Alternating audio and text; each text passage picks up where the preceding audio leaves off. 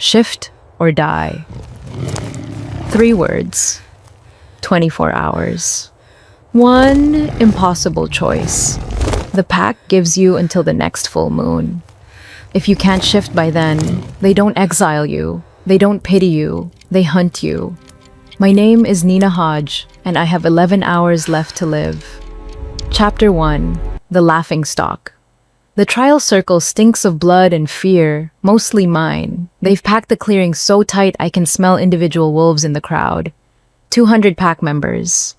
All here to watch the Wolfless Omega either shift or provide tonight's entertainment. The betting pool closed an hour ago. 97-3 odds I'd die screaming. Smart money. Last chance, Nina. Alpha Raymond Bryant circles me like I'm already prey. His wolf practically bleeds through his skin, gold eyes blazing in his human face. Shift. Prove you belong. Or admit what we all know. You're defective. Defective. The word that's defined my entire 19 years. My younger brother Gerald stands at the circle's edge, face carefully blank.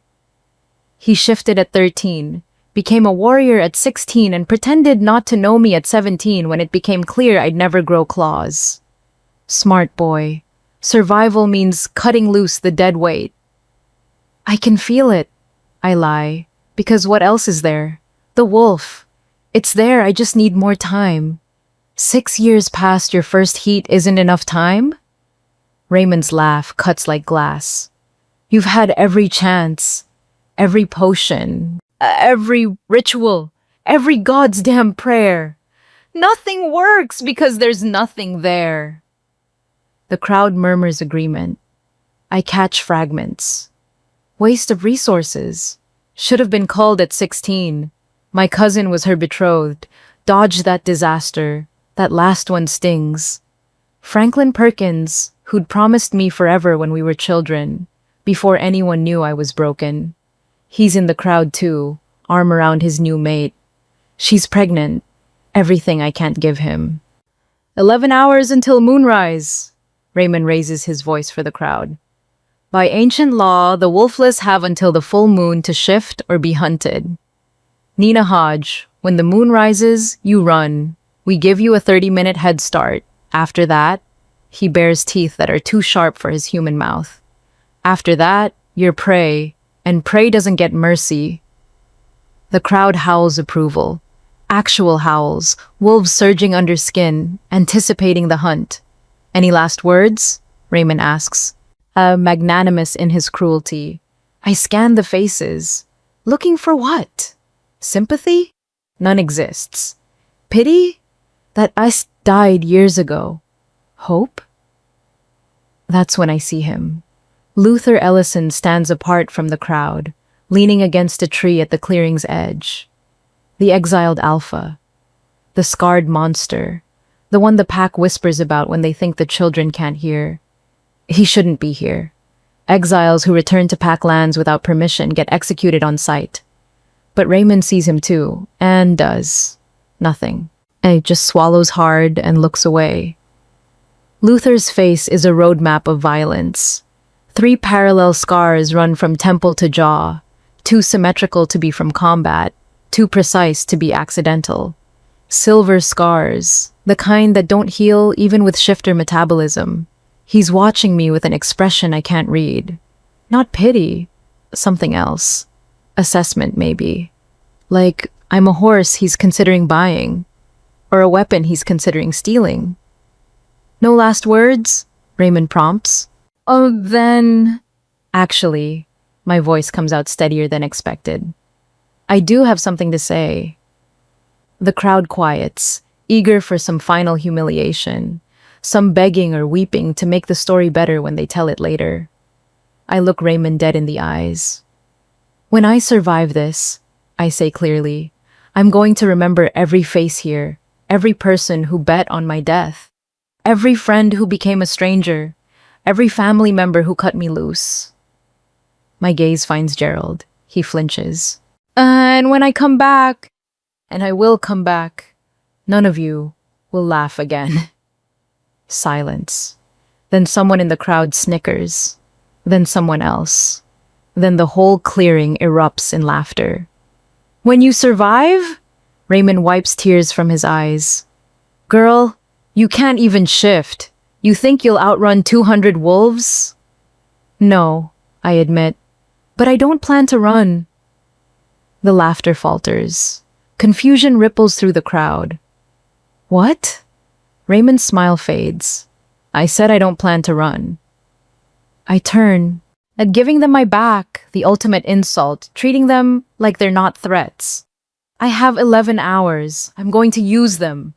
Use them how? Someone shouts. I don't answer. Just walk toward the clearing's edge, toward the tree line, toward freedom I'll only have for 11 more hours. The crowd parts, uncertain.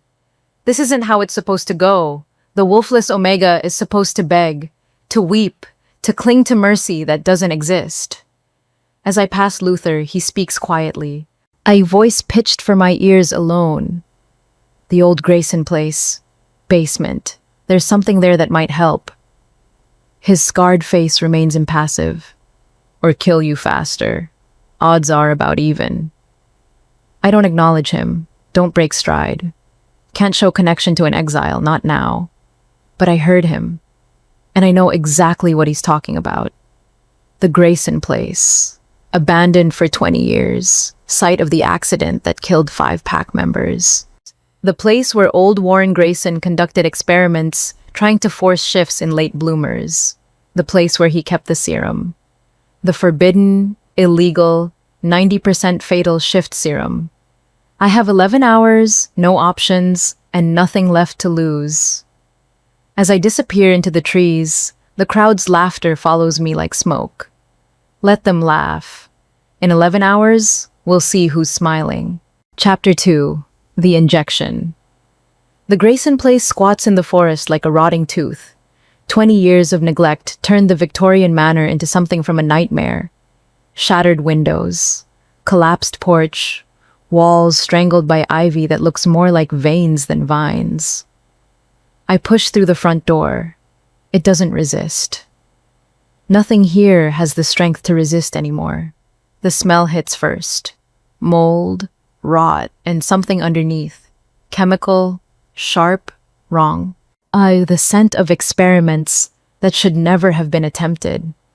My phone's flashlight cuts through the darkness. I have 7 hours of battery left. Fitting. The basement stairs groan under my weight. Each step down feels like descending into a grave. My grave, probably. The serum kills 9 out of 10 people who take it. But I'm dead anyway in 7 hours. So what's the difference between dying now versus dying while being ripped apart by 200 wolves? At least this way, there's a chance. And the basement is exactly as the stories described. Medical equipment gone to rust, examination tables with restraint straps. And along the back wall, a refrigeration unit, still humming somehow, powered by gods know what. Inside, rows of vials glow faint blue in the darkness. My hands shake as I reach for one. The liquid inside swirls like it's alive, like it knows what it is, what it does. The label is Warren's handwriting. A shaky and desperate, forced shift serum. Batch 47, survival rate 8%, side effects. Unknown, do not use 8%.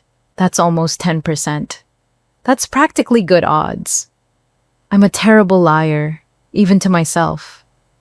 I pull out the vial, find a syringe in a drawer. Everything's sealed, sterile, like Warren prepared for someone exactly like me.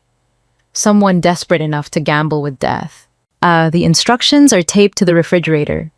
Inject directly into heart shift will occur within 30 minutes or subject will die. If subject survives injection, transformation is permanent. There is no reversal. May God forgive me. That last line makes me pause. Warren Grayson killed himself 2 days after the accident. Put a silver bullet through his own skull.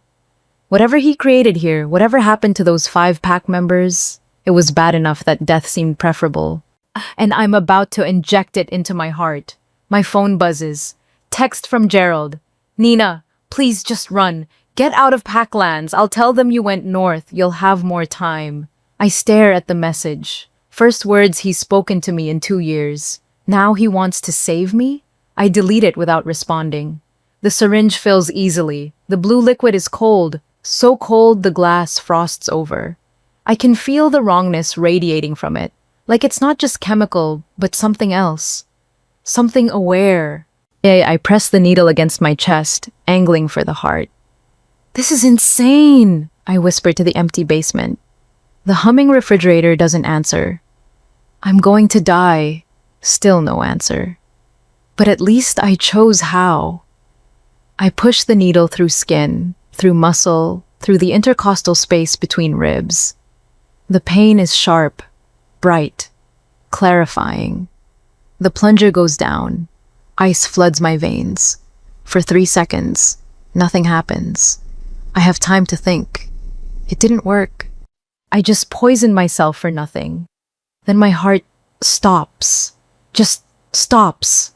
Complete cessation. No beat, no flutter, nothing. I collapse, syringe clattering away. My vision goes black at the edges. Lungs scream for air that won't come. This is it.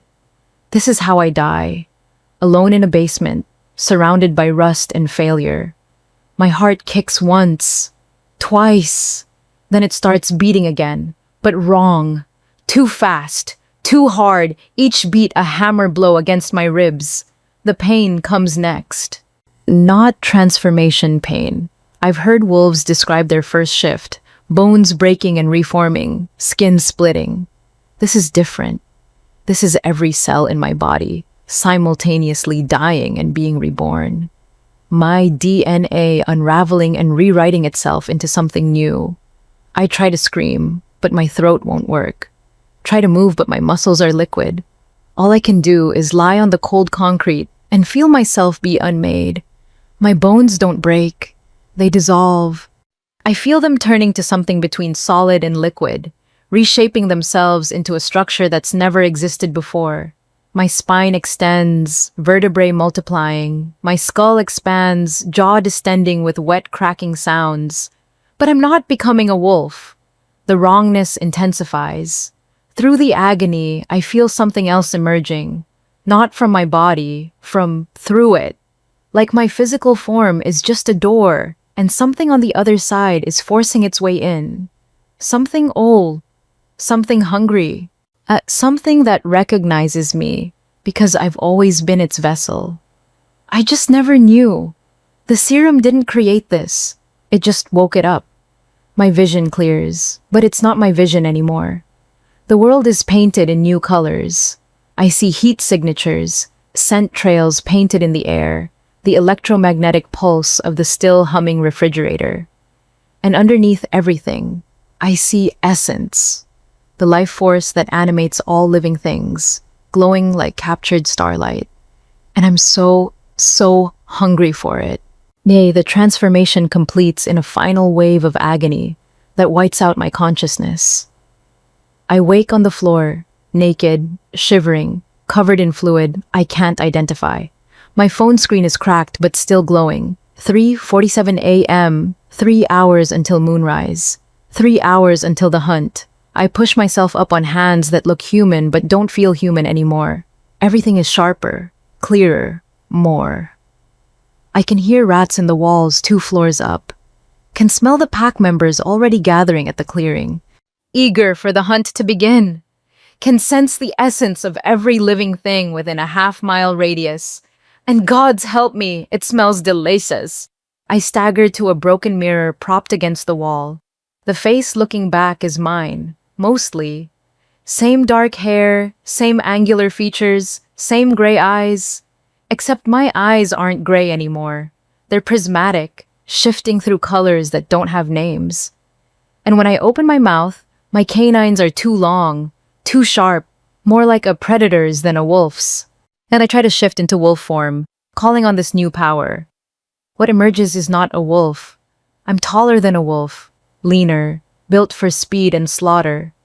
My fur is midnight black, with patterns that seem to absorb light. My jaw is longer, filled with teeth designed for one purpose: killing other shifters. In the broken mirror, I finally see what I've become: a wolf eater. The predator that hunted shifters to near extinction 3,000 years ago. The monster from stories parents tell children to make them behave. The apex killer that even alphas fear. I was never wolfless. I was something else entirely. Sleeping, waiting. And now I'm awake. Outside, a hunting horn sounds. They're starting early, too eager to wait for moonrise. Good. Let them come. They wanted a hunt? I'll give them one they'll never forget. Chapter 3. The hunt begins. The hunting horn echoes through the forest again. Closer this time. They're not supposed to start for another 90 minutes. But Raymond never was good at following his own rules, especially when excitement overrides protocol. I shift back to human form. Easier than it should be, like my body's been doing this for years instead of minutes. The wolf eater form feels more natural than my human skin ever did. That should terrify me. It doesn't. I pull on the spare clothes I'd hidden near the Grayson place last week. Even then, some part of me knew I wouldn't go quietly into death. The fabric feels wrong against hypersensitive skin, every thread a tiny abrasion. Through the trees, I hear them. 20 wolves, maybe 30, moving in formation. Raymond brought a war party for one wolfless girl. Except I'm not wolfless anymore. The hunger rises in my throat like bile. Not for food, for essence. The life force that powers shifters burns brighter than humans. More concentrated, more intoxicating. And right now, 30 sources of it are moving toward me like a buffet announcing itself. I climb a tree, moving on instinct. The wolf eater's instincts. Older than memory. Height advantage. Ambush positioning. Strike from above where wolves don't think to look. They enter the clearing around the Grayson place in tight formation. Professional. Raymond's at the center. If flanked by his best warriors. I recognize most of them. Gilbert Stafford, his beta. Carlos Wood and Zach Foley, gamma warriors. And at the rear, face carefully neutral, Gerald. My brother brought silver-tipped arrows. Smart boy, still choosing survival over family. Fan out, Raymond orders. She's here somewhere, probably hiding in the house, crying. Should we wait for moonrise? Gilbert asks. Tradition says, tradition is for prey that deserves respect. Raymond's voice carries that casual cruelty I've heard my whole life. She's had 6 years of mercy. I'm done waiting. They spread out, 5 wolves breaking toward the house, 10 circling the perimeter, the rest holding position. Standard hunter formation, designed to flush prey into a kill zone. I watch from 30 feet up, perfectly still, hardly breathing. The wolf eater form gave me more than physical changes. My scent is wrong now. Not human, not wolf. Something that registers as threat on a primal level. But they don't know that yet. Carlos shifts into wolf form, massive and gray, and bounds onto the porch. The rotted wood collapses under his weight. He yelps, scrambling out of the hole, dignity shredded. Laughter from the others. Tension breaker. They're treating this like a game. Careful, Raymond calls. The building's a death trap. She's probably already dead inside. Killed by her own stupidity. I drop from the tree, not onto Raymond. Too protected, too ready. I land on Zach, who'd separated from the group to check the tree line. 20 feet, straight down, my full weight plus velocity concentrated on his spine. The crack echoes like a gunshot. He doesn't scream. Can't scream. I severed his spine at the neck. He's alive. I can feel his essence still burning, but paralyzed, helpless, and the hunger roars. My mouth opens, not human mouth, a something between forms, and I feed. It's not blood I take. It's something deeper. His essence pours into me like liquid light, warm and electric and overwhelming. His shifter power, his life force, his connection to the pack, all of it flowing from him to me. His wolf dies first. I feel it extinguish, that piece of his soul that let him shift. Then his strength, his speed, his healing, everything that made him more than human, I consume. What's left is barely alive. Human, powerless. And fading fast. The whole thing takes 3 seconds. 3 seconds for the pack to process what they're seeing. 3 seconds for me to learn what I am. 3 seconds before someone screams, "Wolf Eater!" Chaos erupts. Half the wolves bolt immediately. Pure instinct. Prey recognizing predator. The other half shift into combat forms. Snarling, circling, afraid but too proud to run. Raymond shifts into his alpha form. Massive, golden-furred, radiating dominance that would make most wolves bare their throats in submission. I feel nothing but hunger. "Impossible," he growls, voice distorted by wolf vocal cords. "Wolf eaters are extinct. We killed them all. You missed one." My voice comes out layered, harmonics that don't belong to any human throat. Or maybe you just made a new one. Does it matter? I shift fully, letting them see what hunts them now. I'm bigger than I was in the basement. Zach's essence fed me, made me stronger. My form is sleeker, more defined, muscles moving under midnight fur like oil on water. My eyes burn with prismatic light. And my teeth, gods, my teeth are designed for one purpose, ripping through shifter hide like it's paper. The remaining wolves back up, even Raymond. Genetic memory triggers in their hindbrain, screaming, "Apex predator, run!" But Gilbert, loyal beta, launches himself at me. Brave or stupid, the line's always thin. I don't dodge. Don't need to.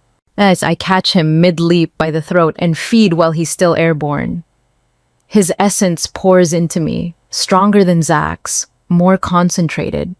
Beta power tastes different, sharper, more complex. I drop his body before it hits the ground. Still alive, like Zach, but hollowed out. Human. Broken.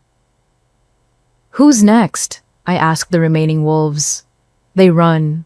All of them except Raymond and Gerald. The alpha because his pride won't let him. My brother because I don't know why. Maybe he thinks he owes me this.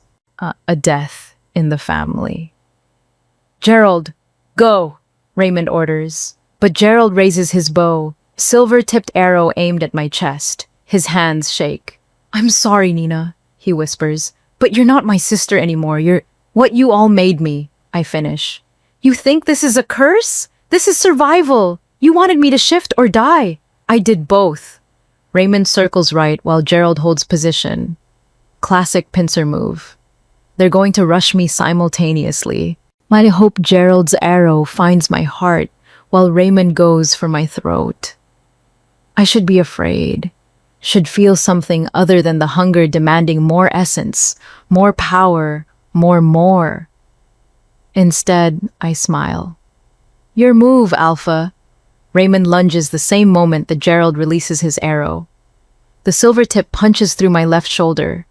Agony like liquid fire, spreading from the wound. Silver, the one substance that burns shifters. Burns wolf eaters too, apparently. But I'm still moving. As I sidestep Raymond's charge, rake claws across his flank as he passes. Deep wounds that would heal on any normal shifter. But my claws carry something else now. Venom that prevents healing, that keeps wounds open and bleeding. Raymond crashes into a tree, yelping. Tries to stand. His leg won't support him. I turn to Gerald, silver arrow still jutting from my shoulder. The pain is incredible, but the hunger is stronger. "You should have run," I tell my brother. He's frozen, bow hanging useless, and staring at what his sister became. I take one step toward him. He bolts.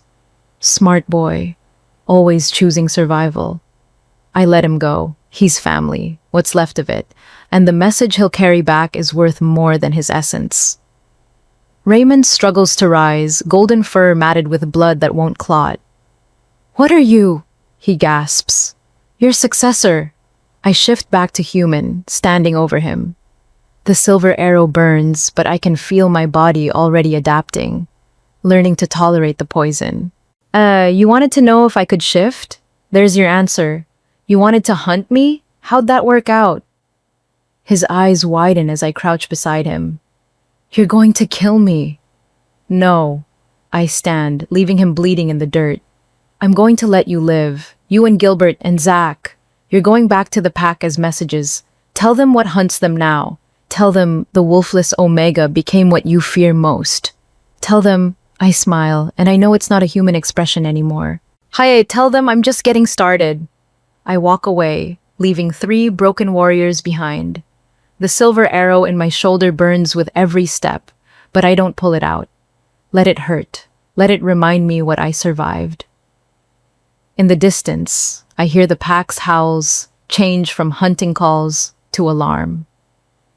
Gerald must have reached them. Good. Let them panic. Let them prepare. In 90 minutes, the moon rises, and I stop running. I start hunting. If you felt Nina's terror turn to power, hit subscribe. Don't be like the pack that abandoned her. Be the witness who stays. Chapter 4. What the hell am I? I make it 2 miles before the adrenaline crash hits. My legs give out near a stream, and I collapse against a tree, shaking so hard my teeth rattle. The silver arrow is still lodged in my shoulder, burning like a trapped star. Every heartbeat pumps liquid fire through my veins. I grip the shaft, count to 3, and yank. The scream that rips out of me doesn't sound human. The arrow comes free, trailing black blood. Not red. Black. That sizzles where it hits the ground. The wound smokes, edges cauterized by silver poison. But it's already healing. Slower than normal shifter healing, but healing nonetheless. The flesh knits itself together, pink and new, while I watch. I killed 2 wolves tonight. No, I didn't kill them. I hollowed them out, consumed what made them shifters, and left breathing corpses behind. And the worst part? It felt good. The hunger satisfied, my body thrumming with stolen power. Every sense sharpened to impossible clarity. What the hell am I? I crawl to the stream, splash water on my face. The reflection staring back is mine. Mostly. Same face, same features, but my eyes shift colors in the moonlight. Prismatic and wrong. And when I bare my teeth, the canines are too long, too sharp. Predator teeth. My phone buzzes. 14 missed calls from Gerald. 3 from numbers I don't recognize, and 1 text from an unknown sender. Old mining cave, 3 miles northeast. "I'll come alone." Answers waiting. L. Luther, the exiled alpha who pointed me toward the serum. He knew what would happen. Knew what I'd become. I should ignore it. Should run as far from pack lands as possible. Disappear into human cities where they can't track me. But I need answers more than I need safety. The mining cave is exactly where he said. A gash in the hillside, half hidden by undergrowth. Old tracks lead inside, fresh enough to be from tonight. I shift partially, not full wolf-eater form, but something between. Claws extend, senses sharpen, strength multiplies. This hybrid form feels most natural, like my body's true default state. Inside, a fire burns in the cave's depth. Luther sits beside it, scarred face painted orange by flames. He doesn't look up when I approach. "You survived the serum," he says. 50-50 odds on that. "You knew what it would do." "Suspected." He pokes the fire with a stick. "Warren Grayson was my cousin. Before he killed himself, he told me what he had created, not a serum to force wolf shifts, a catalyst to wake dormant bloodlines. Wolf-eater bloodlines, among others. Luther finally looks at me. "Sit. You'll want to hear this." I don't sit. don't trust him enough to lower my guard. Talk. He sighs. 3,000 years ago, shifters weren't just wolves. There were dozens of bloodlines: bear, cat, eagle, serpent. And at the top of the food chain, the enforcers who kept the peace. Wolf eaters. They consumed rogue shifters who'd lost their humanity, preventing monsters from spreading. Convenient story makes them sound like heroes. They were heroes until the wolf bloodlines decided they wanted to rule unchallenged. His scarred face twists with old anger. The wolf wars. 50 years of genocide. Every wolf eater hunted down and killed. Every record of them burned. Every child with wolf eater ancestry murdered in their cribs. But they missed some. They missed a lot. The bloodline went dormant, hidden in recessive genes, waiting for the right catalyst. He gestures at me. Warren's serum was supposed to force wolf shifts in late bloomers. Instead, it woke sleeping DNA. You're not the first he tested it on. Ice floods my veins. The accident. The 5 pack members who died. 3 died. 2 survived the transformation. Luther's eyes are hard. I killed one myself when she lost control and slaughtered a human family. The other disappeared into the northern territories. I've been tracking her for 5 years. The implications slam into me. There are more of us. Dozens, maybe hundreds. Every wolfless omega, every late bloomer, every shifter who doesn't fit the mold. They could be dormant wolf eaters. The wolf bloodlines are weakening, diluting. Other bloodlines are waking up to fill the void. I sink down across from him, legs suddenly weak. Why tell me this? Why help me? Luther pulls aside his collar, revealing more silver scars. 3 parallel lines, precise and deliberate, running across his chest directly over his heart. The wolf eater I killed? She gave me these first. Silver claws, straight through the chest. Should have killed me. His smile is bitter. Instead, it changed me. Her essence mixed with my blood, made me immune to wolf-eater feeding, made me something between wolf and he stops. Something else. That's why the pack exiled you. They exiled me because I refused to help them hunt wolf-eaters. Because I told them the truth, that the wolf wars were genocide, not righteous extermination. That wolf-eaters kept the balance, and without them, shifter society would collapse into chaos.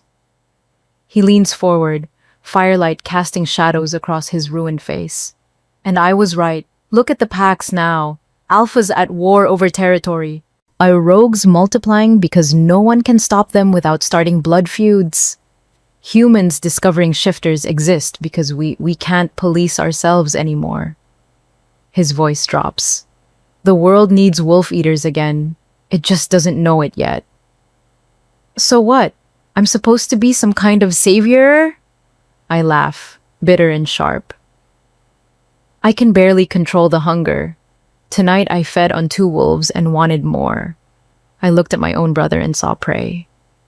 The hunger is hardest at the beginning. It stabilizes as you learn control. Luther pulls out a leather journal, tosses it to me. Warren's notes. Everything he learned about wolf-eater physiology, psychology, power development. It's not much, but it's more than nothing. I flip through pages covered in frantic handwriting. Diagrams of transformation stages. Theories about essence consumption.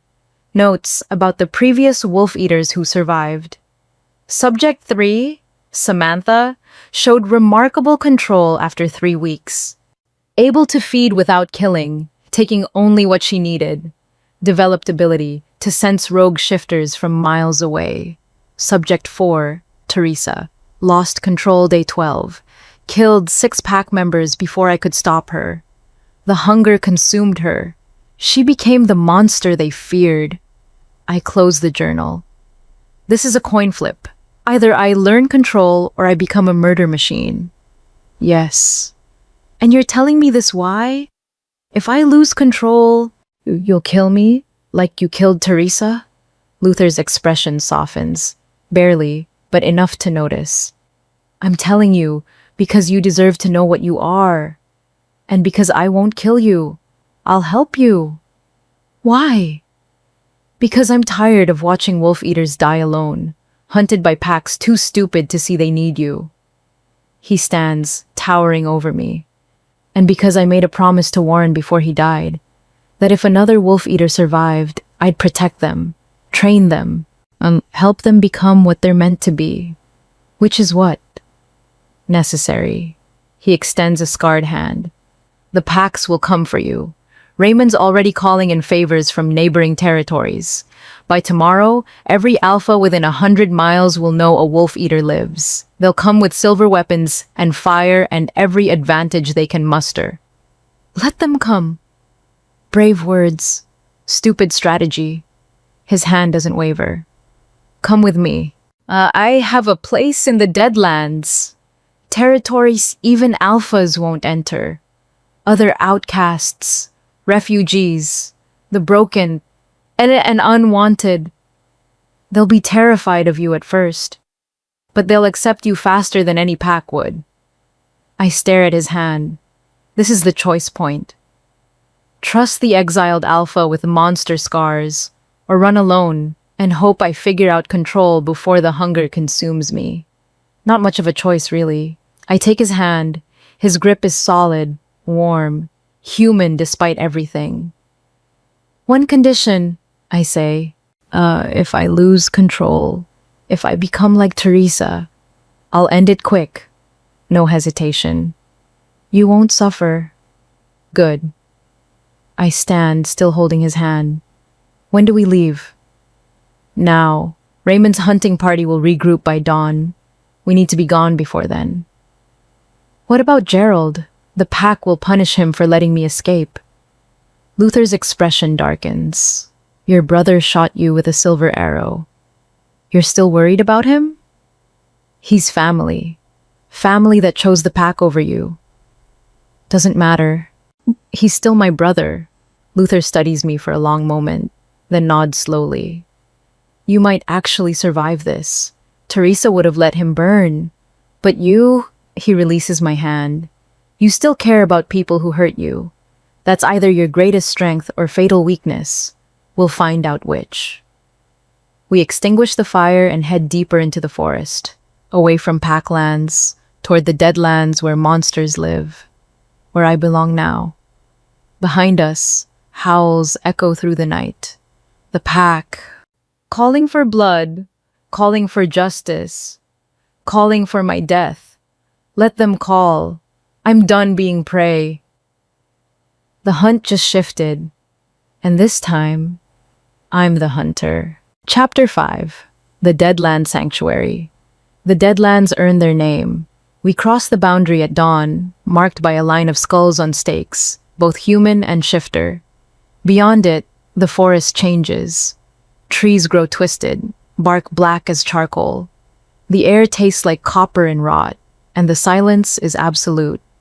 No birds, no insects, nothing alive except us. Cheerful place, I mutter. It keeps visitors away.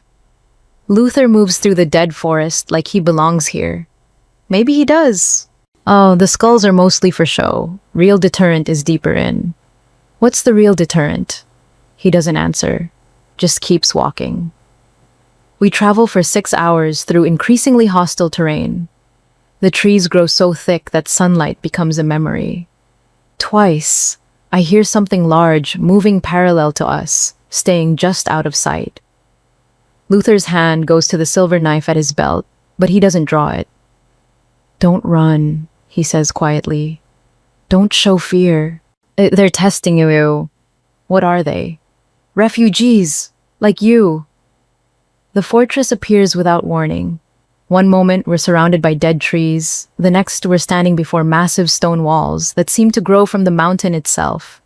Ancient construction, predating modern packs by centuries. Home, Luther says without enthusiasm. The gates open before we reach them. A woman stands in the entrance, tall, thin, maybe 40, with eyes that shift between human and something else. Then she looks at Luther first, then her gaze locks on me. Terror floods her face. No, she backs up. Luther, no, you can't bring that here. She has nowhere else to go, Candy. Candy Rollins, I learn later. Former Pack Omega, who developed the ability to see death coming. Her pack tried to burn her as a witch. Luther saved her 5 years ago. She's a wolf eater. Candy's voice shakes. I can see it. I can see what she'll become. What I'll become. I step forward. Or what I might become? Candy's strange eyes focus on me, pupils dilating until they're almost completely black. I see 2 paths. In one, you save us. In the other, you kill us all. She swallows hard. The paths are equal weight. 50-50 odds. Seems to be my lucky number, I say. The serum was 50-50. Might as well keep the streak going. Luther pushes past Candy into the courtyard. Call a meeting. Everyone needs to know what's coming. What's coming is apparently me. The fortress houses 43 residents. I count them as they gather in the central hall, a massive space with a ceiling open to the sky. They're all wrong somehow. A man whose shadow moves independent of his body. A teenager with scales instead of skin on her arms. An elderly woman who flickers between solid and translucent. Failed shifters. Broken bloodlines. Genetic accidents the packs couldn't tolerate. And now, me, the apex predator. They press against the walls, staying as far from me as possible. The hunger stirs, sensing their essence, but I force it down. Not here, not them. Luther stands beside me, addressing the crowd. This is Nina. She's a wolf eater. Before you panic, someone bolts for the door, then another. Within seconds, half the room is empty. She's here for sanctuary, same as you. Luther finishes to the remaining crowd. Her pack tried to execute her. She defended herself. Now every wolf territory is hunting her. Sound familiar? A man steps forward, older, scarred, missing his left arm below the elbow. Wolf eaters don't need sanctuary, they need killing. That's what they said about you, Gerard. Luther's voice is cold. When you failed your alpha trial and he took your arm as punishment, who saved you from bleeding out in the forest? Gerard's jaw clenches, but he doesn't answer. She stays, Luther says. Anyone who has a problem with that can leave. But understand, she's under my protection. You touch her, you answer to me. The crowd murmurs, but no one moves. Whatever Luther is to these people, it's enough to override their fear. Mostly. A young woman approaches, maybe 16 with burn scars covering half her face. Can you really eat wolves? Samantha, Luther warns. I'm just asking. Samantha looks at me with a curiosity instead of fear. My pack burned me for being fireproof. Said I was cursed. If she can eat the bastards who did it, I want to know how. Despite everything, I almost smile. Yeah, I can eat wolves. Their essence, anyway, leaves them human, powerless. Good. Samantha's scarred face twists into something like a grin. Then maybe you're exactly what we need. Over the next week, I learned the fortress's rhythms. Morning training in the courtyard. Luther drilling me in control. Not fighting techniques, but mental discipline. How to feel the hunger without feeding it. How to sense essence without craving it. How to exist as a predator without hunting. It's harder than any physical training. Again, Luther says for the 100th time, feel the essence around you, acknowledge it, then let it go. I close my eyes, extend my senses. The fortress loses with the life force. 43 sources of varying strength. Gerard's essence is strong, wolf touch despite his exile. Candy's flickers like a candle in wind. And Samantha's essence burns, literally. Fire elemental bloodline, rare as wolf eaters. The hunger rises, demanding I feed. Demanding I take. Let it go, Luther's voice cuts through. You're not starving. You don't need it. Let go. I exhale slowly, imagining the hunger as smoke dispersing on wind. It doesn't disappear. Never fully disappears, but it recedes. Manageable. Better. Luther nods. You're learning faster than Teresa did. Is that good or bad? Depends on whether you use it to help or hurt. Afternoons, I work. The fortress needs repairs, walls, gates, living quarters. Oh, physical labor helps distract from the hunger.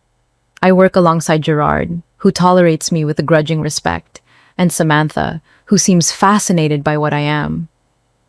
Does it hurt? She asks on the third day, hauling stones. The transformation? Like dying and being reborn simultaneously. Cool, she grins. Mine just feels like burning alive from the inside, way less poetic. Despite myself, I laugh. First genuine laugh in years. Evenings, Luther teaches me wolf eater history. And the leather journal is just the beginning. He has books, scrolls, fragments rescued from pack burnings.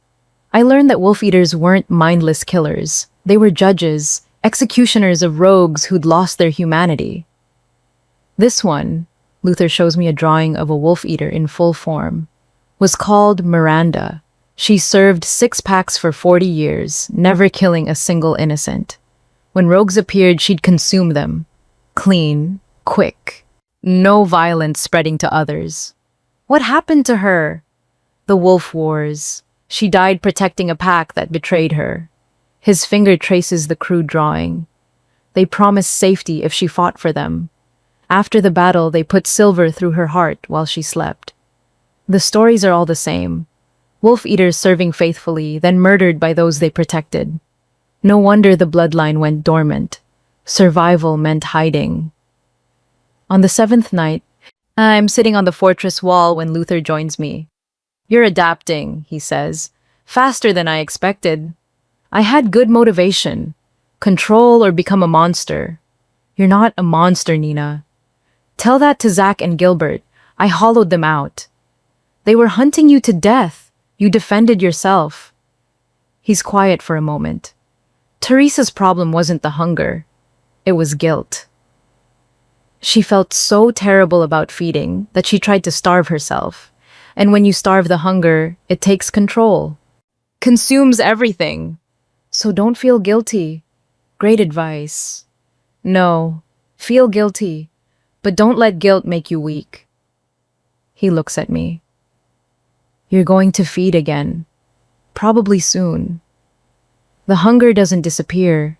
It just becomes manageable. When you do feed, choose carefully. Rogues, murderers, shifters who've lost their humanity. Make it mean something. You're saying become the thing wolf eaters were supposed to be. I'm saying become what you choose to be. He stands. Tomorrow, we start combat training. If packs are coming, and they are, you need to fight smart, not just strong. He leaves me on the wall, staring at stars barely visible through dead tree canopy. Below, in the courtyard, I hear Samantha laughing at something Gerard said. Hear Candy humming while tending her garden of poisonous plants. Hear 43 heartbeats, 43 sources of essence, 43 people who shouldn't be alive, but are because Luther gave them sanctuary. They're terrified of me. But they're letting me stay. That's more than my own pack ever did. Movement in the dead forest catches my eye. There, just at the tree line, a wolf, massive and golden. Raymond. He's found us. I shift partially, claws extending, ready to drop from the wall, and the wolf turns and disappears into the trees. He's not attacking. He's scouting, learning our defenses, counting our numbers, preparing for the real assault. And it's coming soon. I drop into the courtyard, find Luther in his quarters. They're here, I say. Raymond's scouting the perimeter. Luther doesn't look surprised. How many days do you think we have? 3, maybe 4. He'll want overwhelming force. Then we have 3 days to turn you from survivor into warrior. Luther pulls weapons from a cabinet. Silver blades, reinforced armor, compound bow. Hope you're a fast learner. 50-50 odds, I say, echoing Candy's earlier words.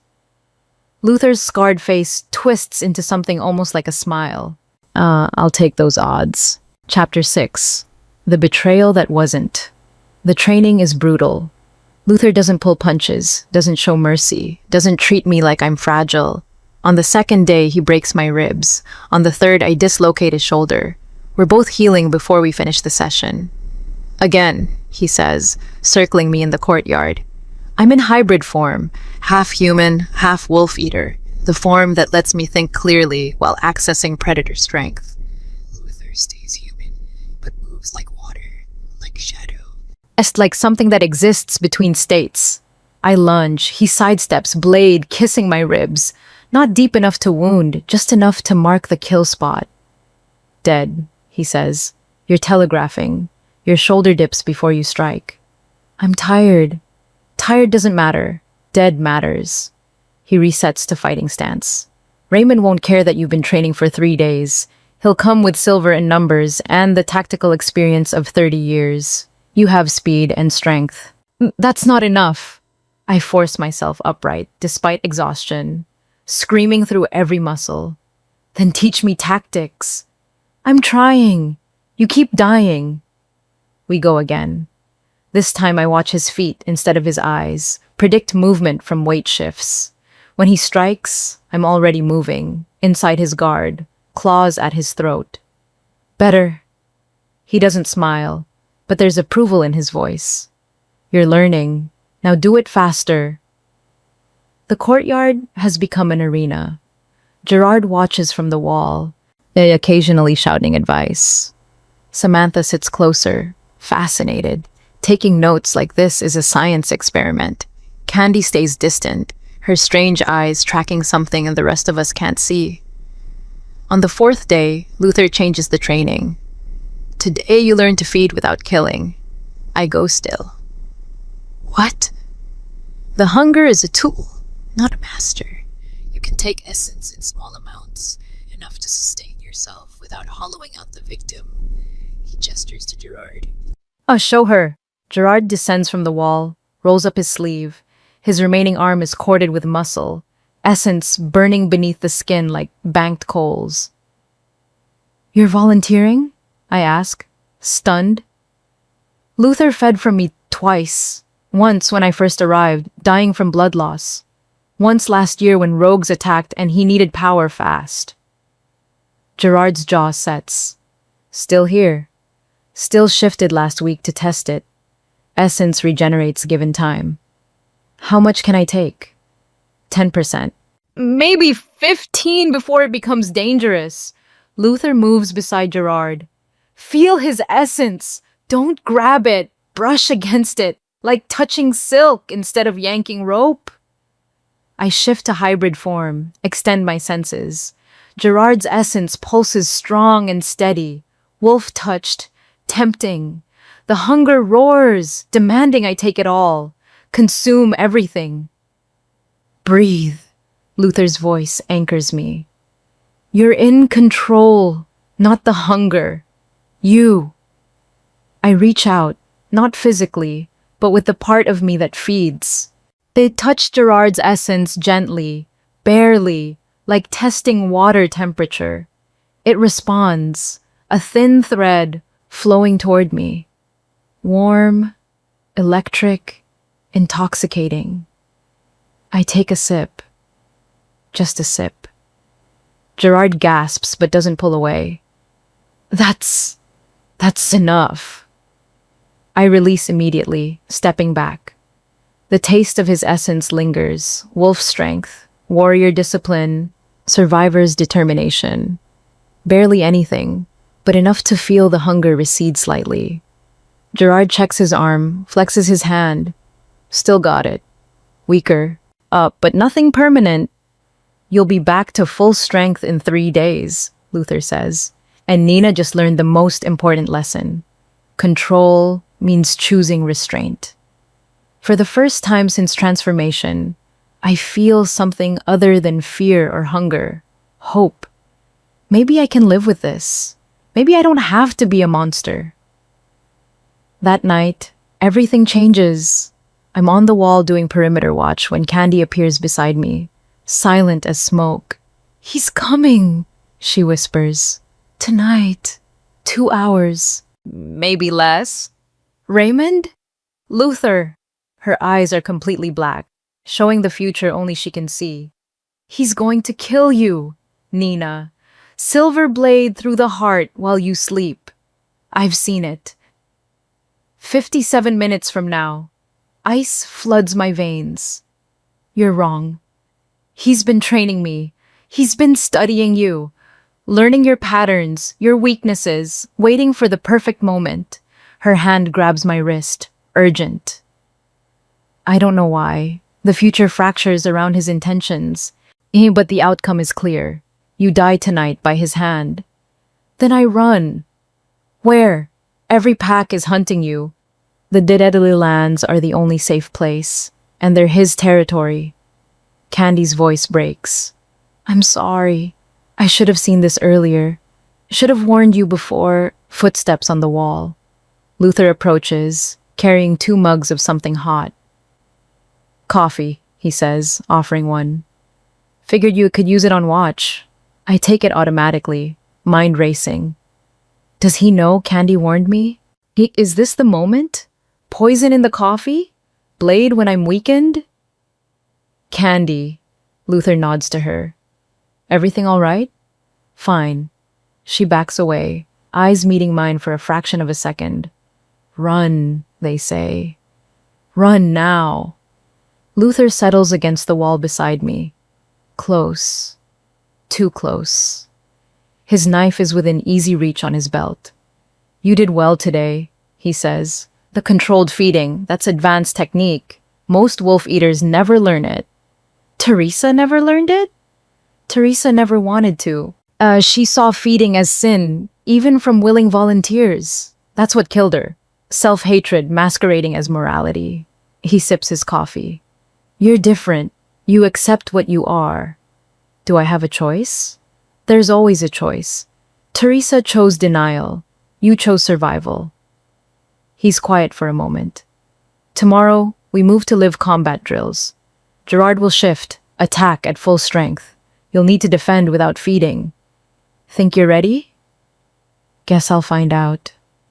We sit in silence, drinking coffee that might be poisoned, waiting for an attack that might come any second.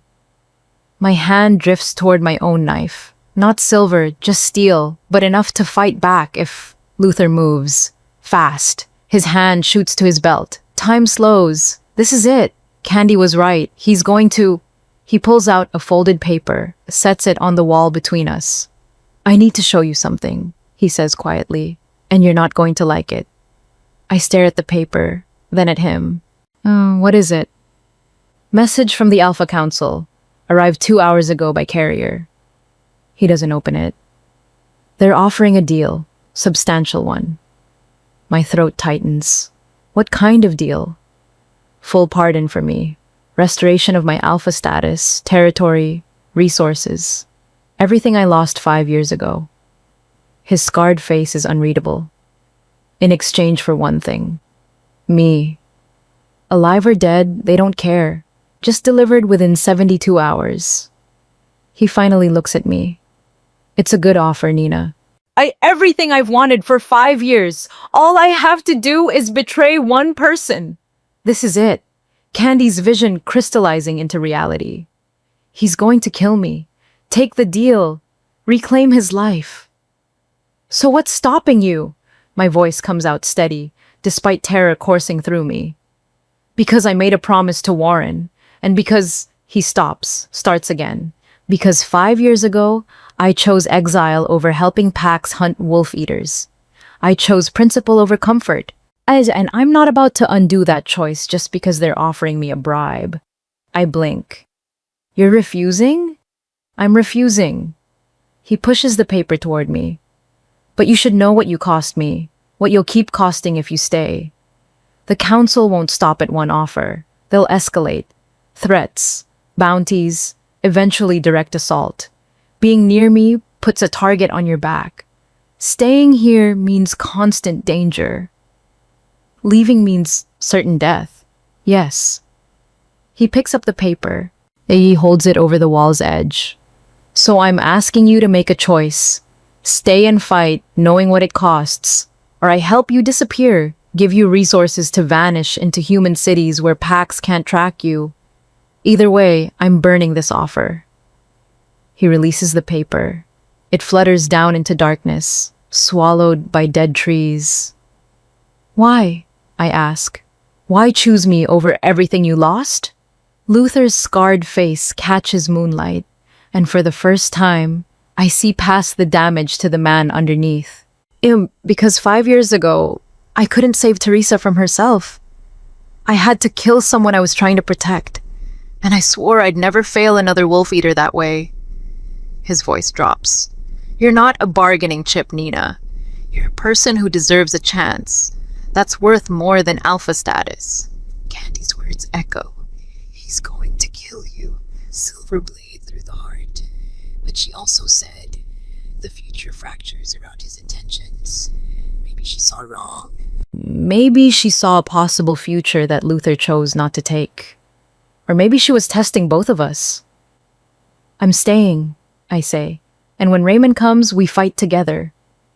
We fight together, Luther agrees. Movement at the tree line. Not a scout this time, dozens of shapes moving into position. Raymond's forces arriving under cover of darkness. They're early, I say. They're eager. Luther stands, hand going to the alarm bell. How many can you sense? I extend my awareness. An essence blazes in the forest like stars. 60, 70, maybe 80 wolves. Too many? Good. His smile is sharp, scarred, fearless. If we're going to make a stand, might as well make it memorable. He rings the bell. The fortress erupts into motion, shutters slamming closed, defenders moving to positions, weapons being distributed. Samantha appears at my side, eyes bright with anticipation. Finally! I was getting bored. You're excited about this? My pack burned me. Your pack wants to kill you. Seems fair we burn them back. Fire dances across her scarred knuckles. Besides, you saved Gerard when you could have fed. You practiced control when you could have given in. That makes you pack. And we protect pack. 43 defenders against 80 attackers. Terrible odds by any calculation. But we're not normal defenders. We're the broken, the failed, the monsters the packs created and tried to destroy.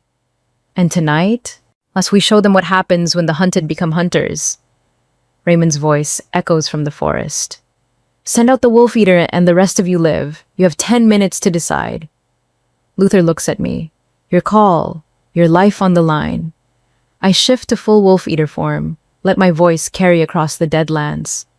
Come take me. The forest explodes with howls. The battle begins. Chapter 7. The Siege. They come in 3 waves. The first wave hits the gates. 20 wolves in full combat form, coordinated, disciplined. They're testing our defenses, probing for weakness. They find Samantha instead. She stands alone on the wall, hands spread wide. For a moment, nothing happens. Then she ignites. Fire erupts from her body in a 20-foot radius. Not normal fire. This burns blue-white, hot enough to melt stone. The attacking wolves yelp and scatter, fur smoking. The 3 aren't fast enough. They drop, burning, screaming. First wave down, Samantha calls cheerfully. Who's next?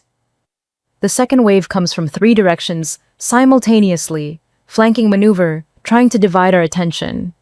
Smart tactics. Raymond's fingerprints all over it.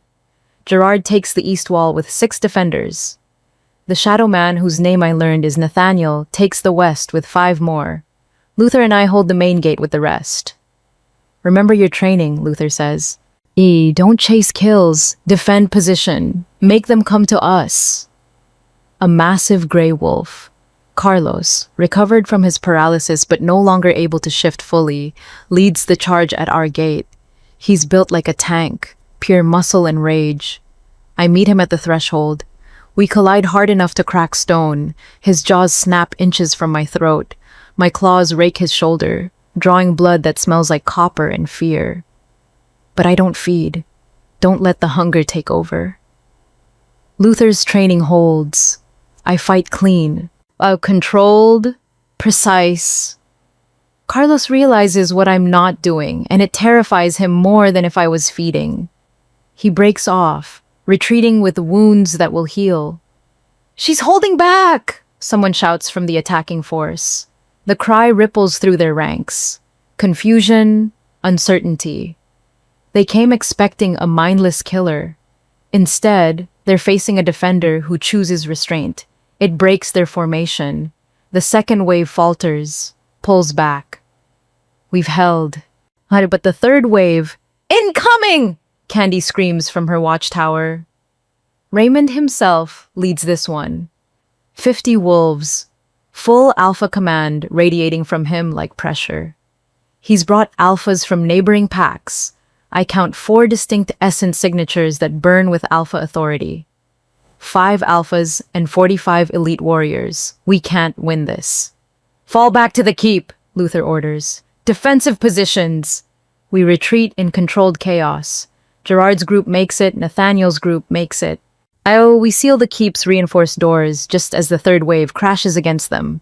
The doors hold. Barely.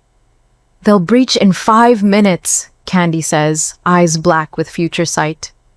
When they do, 17 of us die in the first 30 seconds, including Gerard and Nathaniel.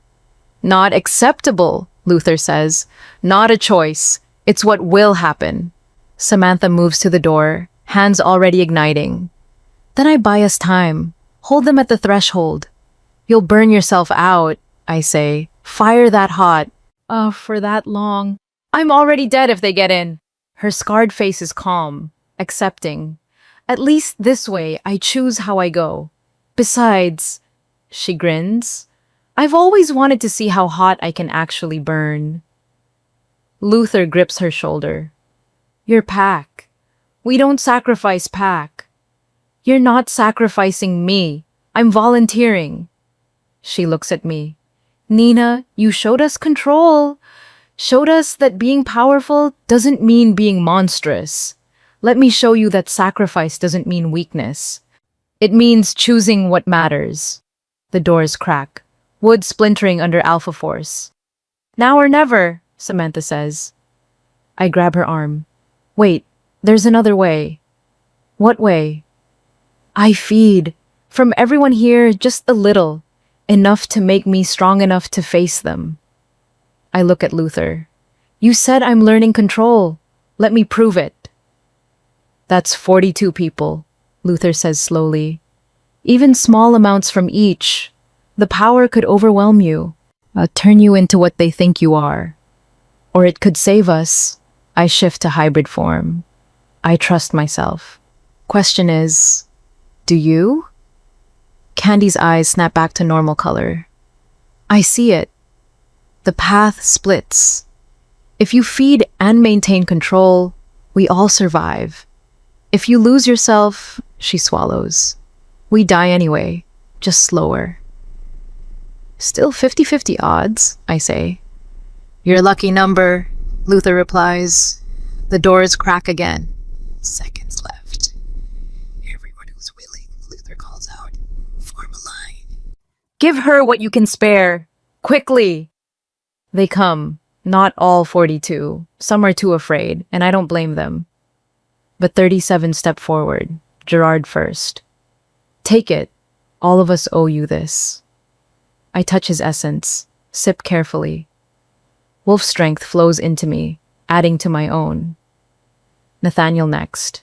His shadow-touched essence tastes like midnight, like secrets. Then Candy. Her seer gift burns like starlight. One by one, they offer themselves. Small amounts, freely given. This power building inside me like a storm gathering strength. By the time the 37th person finishes, I'm blazing with stolen essence, not hollowed out victims, willing gifts from people who trust me. It feels different than taking by force. Cleaner, stronger, more right. The doors explode inward. Raymond and 4 alphas pour through, expecting easy prey. They find me instead. I'm 10 feet tall in full wolf eater form, wreathed in prismatic light from 37 different essences. My eyes burn with borrowed power. My claws extend like silver knives, and I'm smiling. Hello, Raymond. His alpha confidence wavers. What did you do? Learned from my pack. I step forward. The floor cracks under my weight. They gave me power freely. Not stolen, not taken, given. You wouldn't understand that, would you? The difference between loyalty and fear? The 4 alphas beside him exchange glances. They expected a feral killer. This is something else entirely.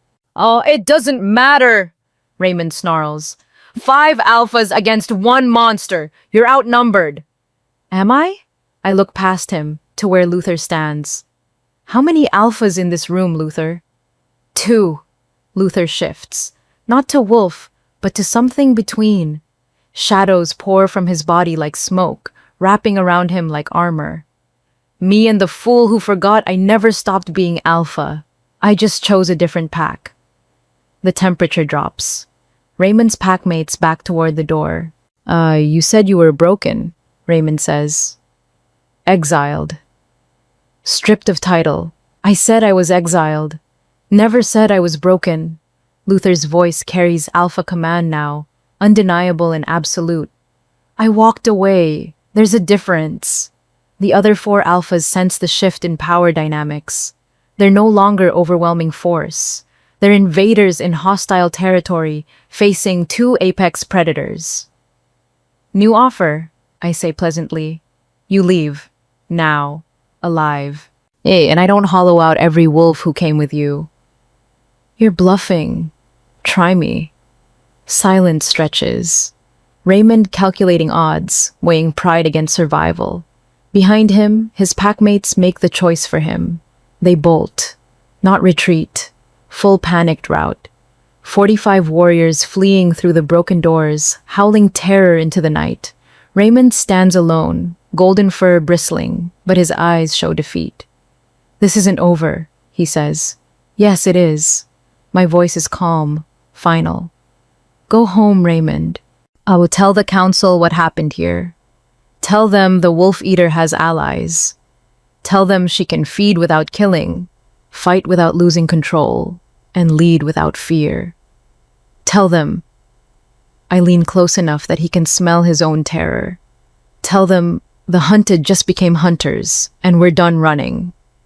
He shifts to human form, the ultimate submission, showing he's no longer a threat, and limps toward the door. Nina, he stops at the threshold. For what it's worth, I'm sorry. About the trial. About everything. You deserved better from us. I know. He leaves. The fortress falls silent except for heavy breathing and the crackle of dying fires outside. Then Samantha laughs. High, bright, alive. Did you see their faces? 57 attackers and they ran? The laughter spreads. Gerard first, then Nathaniel, then the others. Release of tension, celebration of survival. We won. Against impossible odds, we actually won. Luther approaches, shadows receding back into his skin. Oh, you held control. 37 feeds and you stayed yourself. Barely. I shift back to human, and exhaustion crashes over me like a wave. I could feel it. The edge. One more essence and I would have fallen over. But you didn't. He steadies me as my legs give out. That's what matters. You knew your limit and stopped. Candy appears beside us, eyes their normal color again. The future's changed. I don't see the pack attacking again. They're too afraid now. Word will spread. The wolf eater who feeds without killing, who leads the broken and unwanted. We're not broken, Gerard says, joining us. We're just different. And different doesn't mean wrong anymore. Not here. He's right. Looking around at 37 faces that trusted me with their essence, I realize something fundamental has shifted. I'm not alone anymore. For the first time since transformation, I'm not fighting to survive isolation. I'm part of something. Pack. Luther's voice is quiet beside me. You did it. Became what wolf eaters were supposed to be. Protector, not predator. Judge, not executioner. I had help. I meet his eyes. You believed in me when I didn't believe in myself. Someone had to. His scarred face softens. Besides, you were worth the risk. Samantha whoops from the wall. Survivors! Every single one of us! Take that, prophecy! I should feel triumphant, should feel vindicated, should feel powerful. Instead, I feel something simpler. I feel home. The next morning, I wake to find a letter pinned to the fortress gate. Council seal, but the handwriting is Gerald's. Nina, Raymond returned with half his force missing. Council is calling emergency session. They're arguing about you. Some want war, others want treaty. Thought you should know. Also, I'm sorry. For the arrow. For everything. You were always the brave one. G. Luther reads over my shoulder. They're fracturing. Some packs will want revenge. Others will see opportunity. Opportunity for what? Alliance. He looks at me.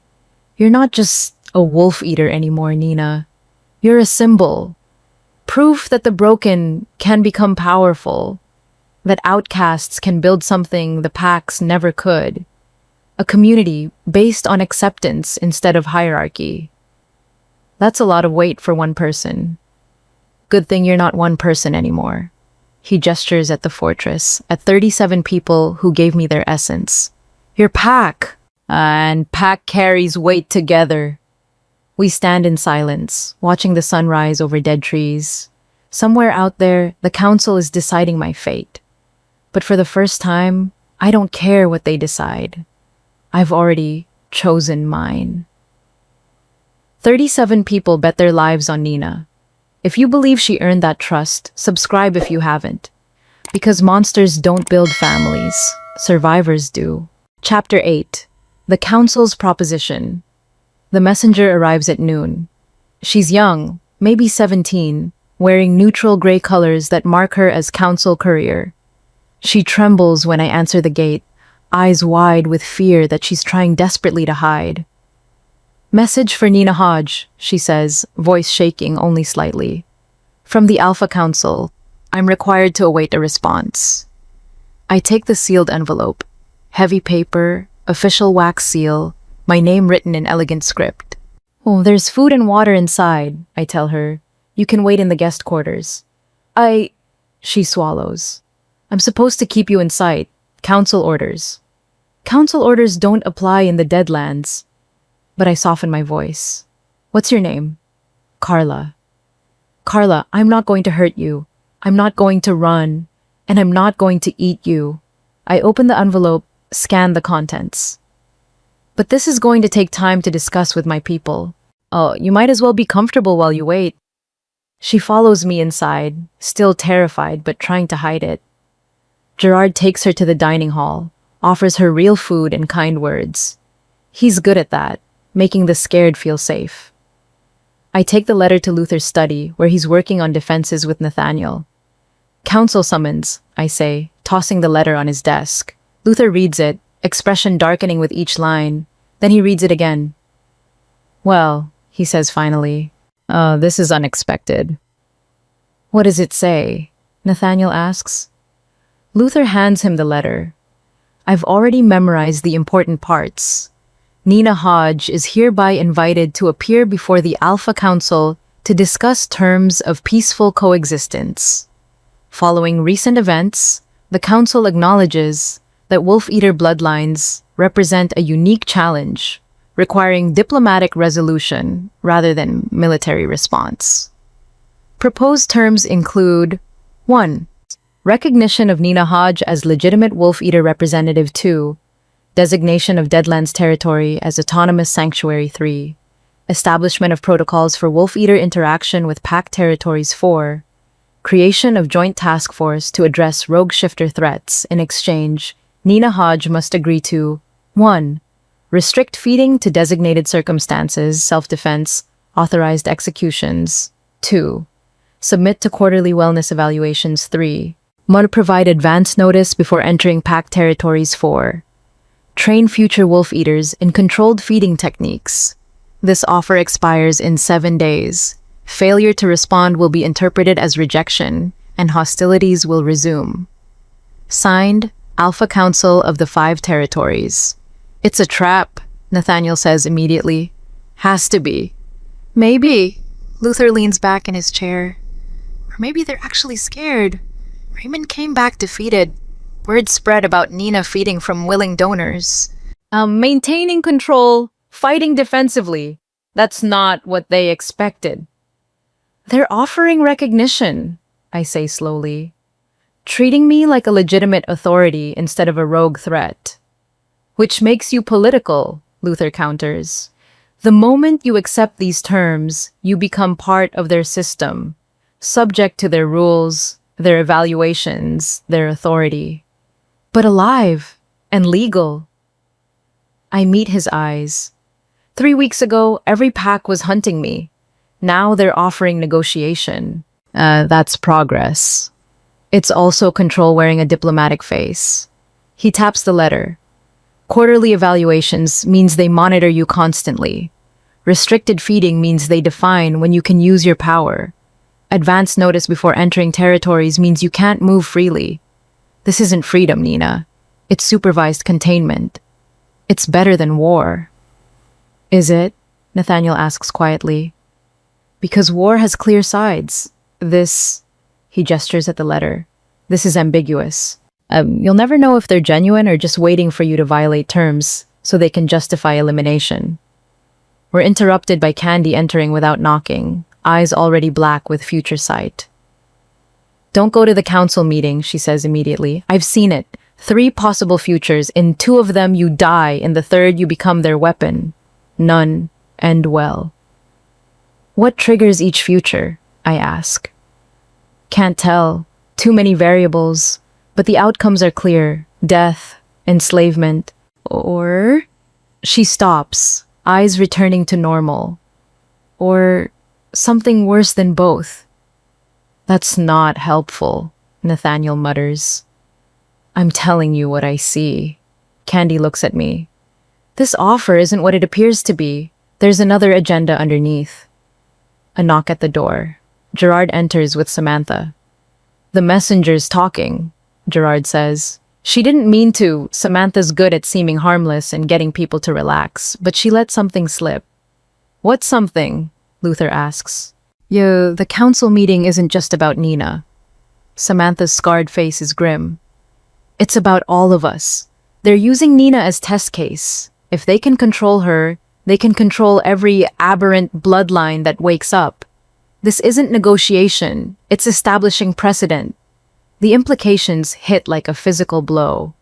They want to systematize us, I say that. Turn every failed shifter, every dormant bloodline, every person who doesn't fit pack standards into registered, monitored, controlled assets. Exactly. Gerard crosses his arms. And you're the first. Whatever terms you accept become template for everyone else.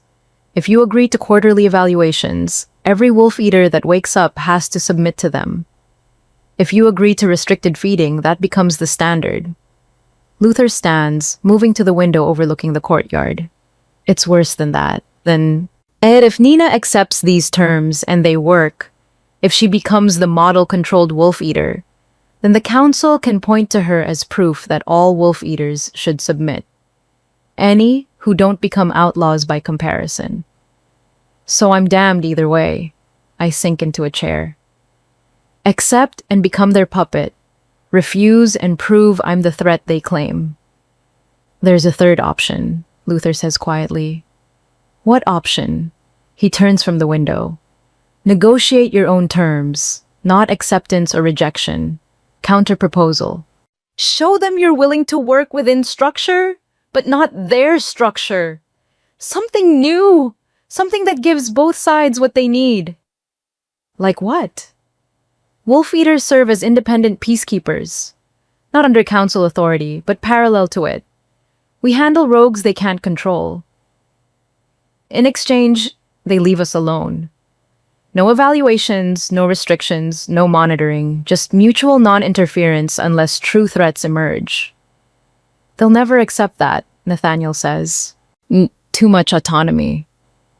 Maybe not, but it establishes that Nina's negotiating from strength, not desperation. Luther looks at me. The question is, are you strong enough to demand equal footing instead of asking permission to exist? I think about the trial circle, about Raymond's ultimatum, about 37 people trusting me with their essence, about 3 weeks building something the pack said couldn't exist. Community based on acceptance rather than hierarchy. I'm strong enough, I say. Question is whether they're smart enough to accept it. Only one way to find out. Luther pulls out paper. We draft a response. Careful, diplomatic, but firm. You'll attend the council meeting, but on your terms, neutral ground, limited attendance, and with the understanding that you're negotiating as equals, not as subject to sovereign. We spend the next 3 hours crafting the response. Every word weighed, every phrase considered for double meanings. By the time we finish, it's both diplomatic and defiant, acceptance of dialogue, rejection of submission. I take it to Carla myself. Tell the council I'll come, I say, but not to submit, to negotiate. If they want peace, they meet me halfway. If they want war, I let my eyes shift to prismatic, just for a moment. They remember what happened to Raymond's forces. Carla takes the letter with trembling hands. You're really going to face them?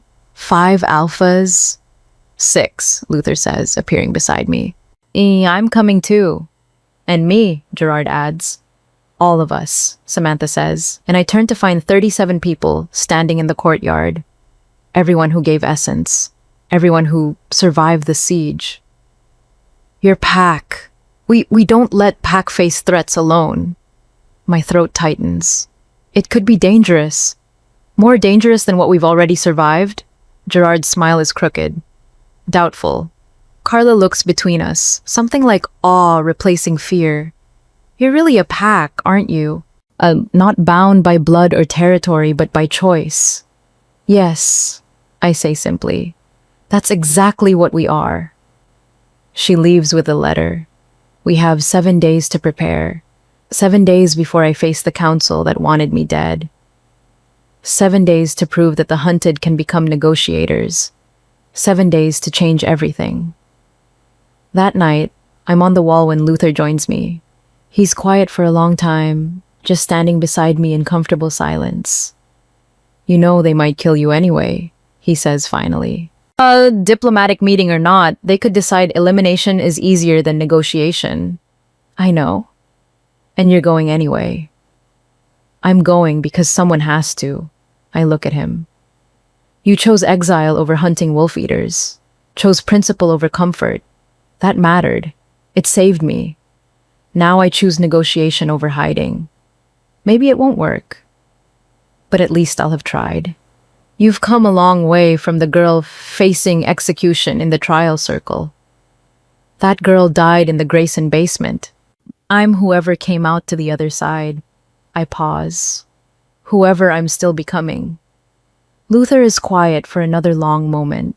Then, when we face the council, stay close to me. Not because you're weak, but because you're valuable. And valuable things need protecting. I can protect myself. I know. Let me do it anyway. There's something in his voice. Vulnerability. Concern. Something deeper than tactical alliance. Something that's been building over 3 weeks of training and survival and learning to trust. Luther, I turned to face him fully. Why did you really refuse the council's offer? The one where they'd restore your alpha status if you handed me over? His scarred face is unreadable in moonlight. I told you. I made a promise to Warren. No. The real reason. He looks away, jaw tight. Then, because watching you fight for control, for humanity, for something better than what you could easily become, it reminded me why I chose exile in the first place. You make me believe that being different isn't the same as being wrong. That there's still room in this world for people who don't fit the mold. That's not an answer. Yes, it is. You just don't want to hear it. He meets my eyes. Because it means I care about you, not as asset or symbol or political tool, as someone who matters. And that complicates everything. The admission hangs between us, weighted and dangerous and real. It does complicate things, I admit. Do you want me to stop? I can maintain distance. Professional only. I think about Candy's warning, about futures where I die or become weapon, about the impossibility of surviving what's coming. No, I say finally. Don't stop. Complicated is better than empty. His expression shifts. Relief, gratitude, something warmer. 7 days until the council meeting. 7 days. Then let's make them count.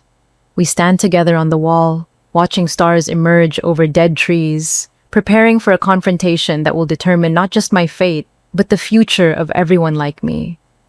7 days until everything changes. 7 days to become whoever I need to be to survive. 7 days. Chapter 9. The Council Meeting. 7 days later, the council hall sits on neutral ground, ancient stone structure predating modern packs by centuries. Wards shimmer visibly around it, layers of protection so thick the air itself distorts. No violence possible inside, Luther explains as we approach. The old magic prevents it absolutely. You could try to kill someone and your body simply won't obey. Comforting, I mutter.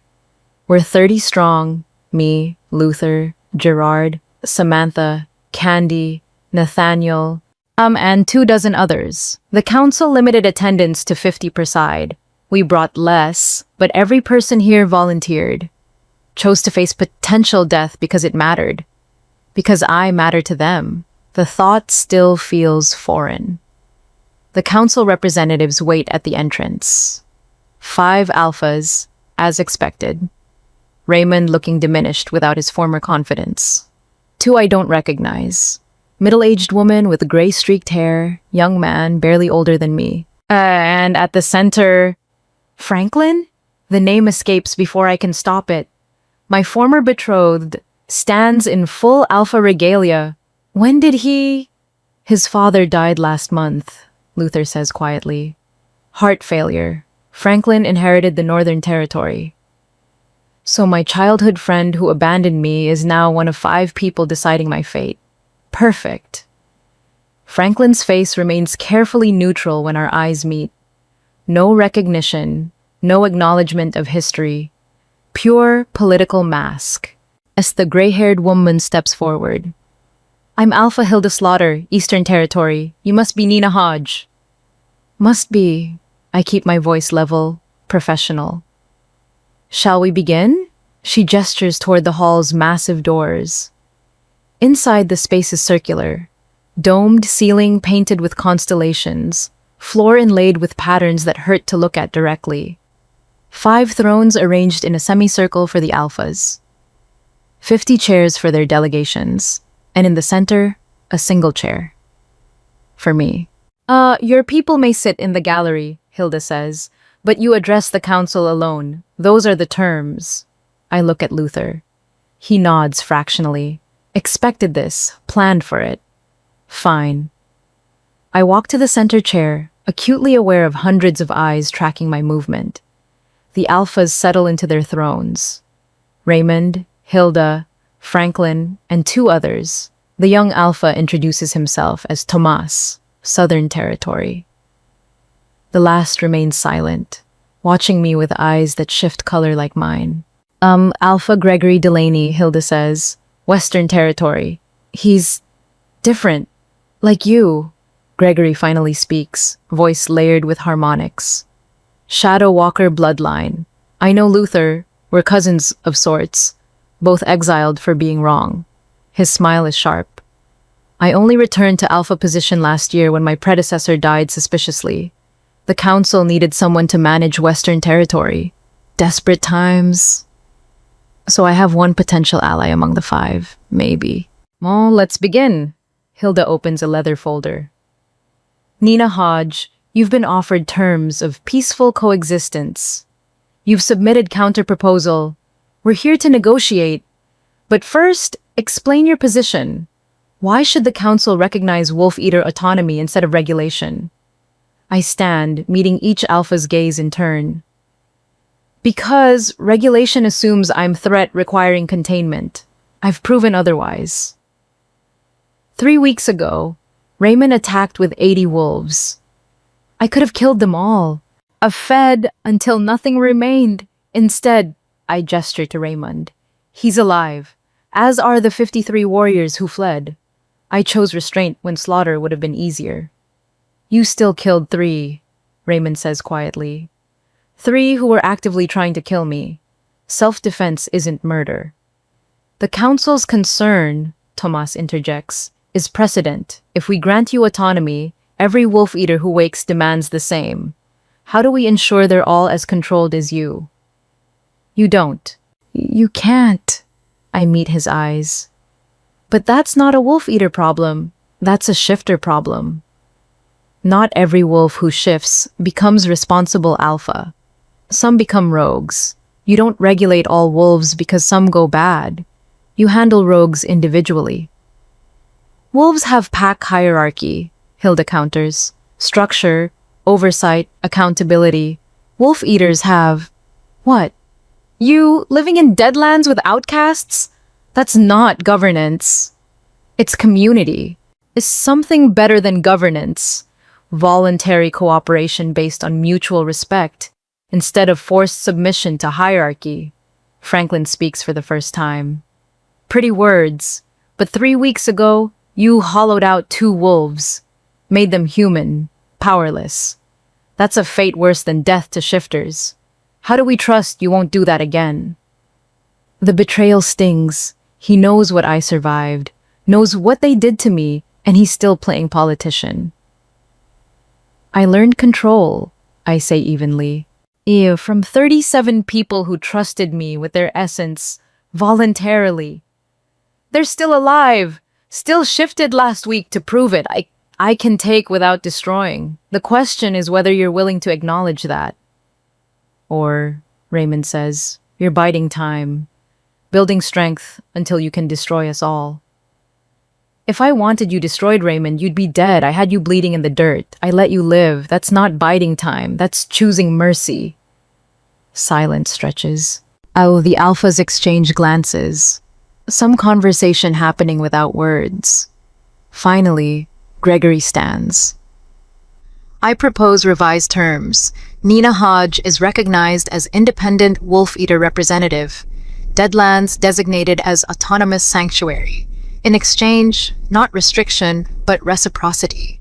When packs face rogue threats beyond their capability, they can request wolf eater assistance. Voluntary cooperation, not mandatory service. That gives her too much power, Tomas protests.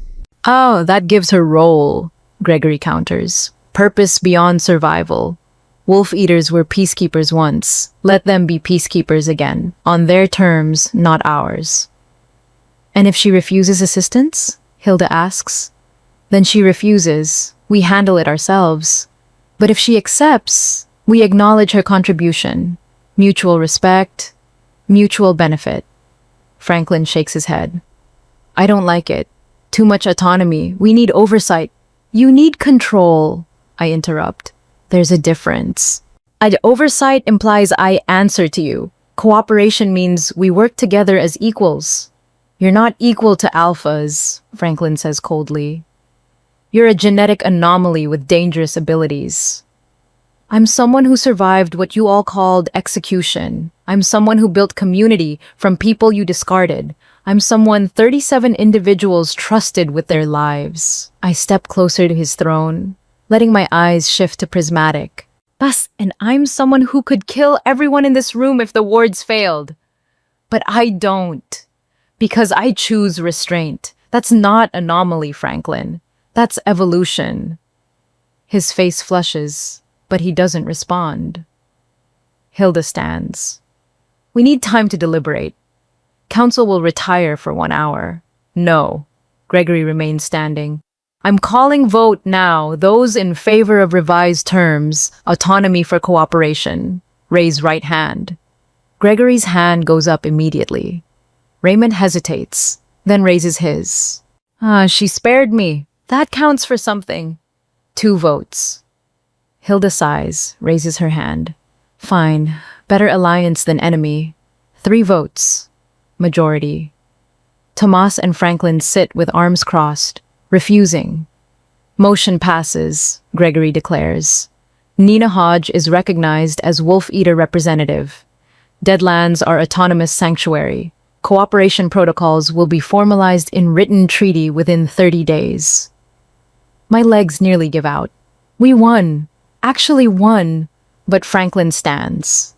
I want it recorded that Northern Territory opposes this decision, and that I'm filing formal complaint with the Interpack Council. Noted and ignored, Gregory says pleasantly. Meeting adjourned. The formality breaks.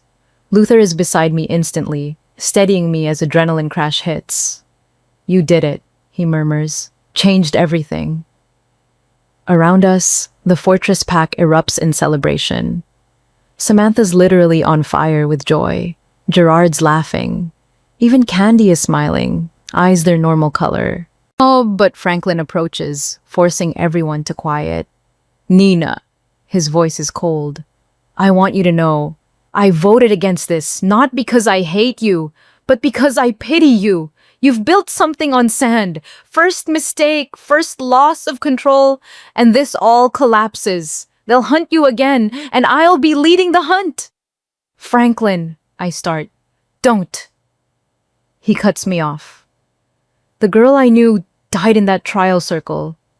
You're just wearing her face. Stay away from Northern Territory. Stay away from me. If I see you again, I'll assume hostile intent. He walks away, taking his delegation with him. Well, Samantha says into the silence. He's pleasant. He's scared, Luther says. Seeing you succeed means admitting he made wrong choice abandoning you. Easier to hate than accept guilt. Maybe, but his words sting regardless. The treaty signing happens an hour later. Formal, witnessed, legally binding. I sign as Nina Hodge, Wolf Eater representative. Luther signs as witness. Gregory, Raymond, Bay and Hilda sign for the council.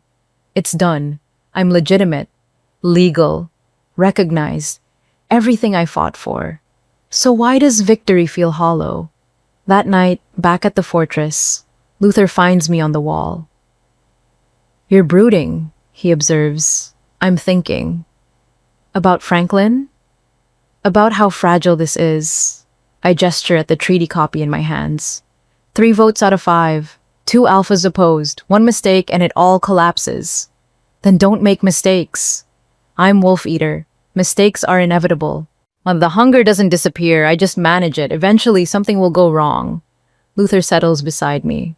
Probably. But you'll handle it. You've survived everything else. What if I can't? Then I help you? We help you. He takes my hand. Casual gesture now. Comfortable. You're not alone anymore, Nina. That's what today proved. Not that you're strong enough to survive isolation, but that you don't have to. Below, the fortress glows with celebration. Samantha teaching Gerard some dance that involves a lot of fire. Candy laughing at something Nathaniel said. 37 people who chose community over fear. My pack. 3 weeks ago, I was scheduled execution, I say quietly. Now I'm political entity with treaty rights. That's insane. That's survival. Luther squeezes my hand. You shifted or died. You did both, and became something they never imagined, something they'll never forget. The words echo my own from weeks ago. Full circle. What happens now? I ask. Now we build, formalize the sanctuary, establish protocols, prepare for other wolf eaters who'll wake up and need guidance. He pauses. And we live. Actually live, not just survive. Together? If you want. I think about futures Candy saw. Death, enslavement, something worse. But she also saw paths where I succeeded, where I survived. This is that path. Together, I agree. We sit in comfortable silence. I watching stars emerge over dead trees that seem less dead now, more like sleeping, waiting to wake. Like I was, like others will be. The world is changing, and I'm changing with it. Chapter 10, The New Beginning. 6 months later, the first new wolf eater arrives on a Tuesday. She's 16, terrified, covered in burns from her pack's attempt to cleanse her after transformation. Her name is Elisa, and she collapsed at our gates half dead from silver poisoning. Candy found her first, brought her to the infirmary where our healer, a former pack medic named Rosario who manifested empathic abilities and got exiled for witchcraft, works to stabilize her. Oh, she fed during transformation, Rosario says grimly. Killed her own father, accidentally from panic, but the pack didn't keryarekisin. They tried to burn her alive. I stand in the doorway, watching Elisa's unconscious form. 6 months ago, that could have been me.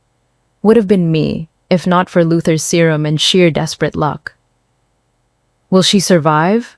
Luther asks from behind me. Physically, yes. Emotionally, Rosario shakes her head. That's your department. Mine.